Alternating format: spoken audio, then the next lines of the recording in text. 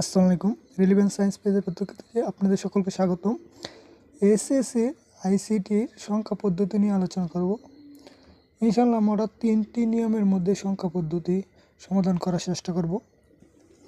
প্রথমে আমরা সংখ্যার বেস বা ভিত্তি জানতে হবে।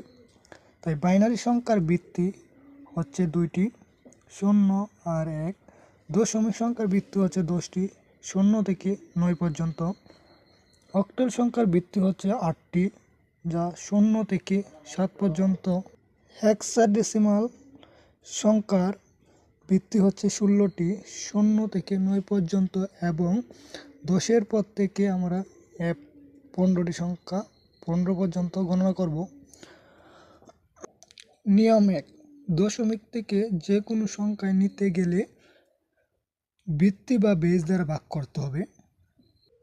নিয়ম 2, যে কোনো সংখ্যা থেকে দশমিক বা ডেসিমালে নিতে গেলে স্থানীয় মান এবং ঘাত দ্বারা গুণ করতে হবে।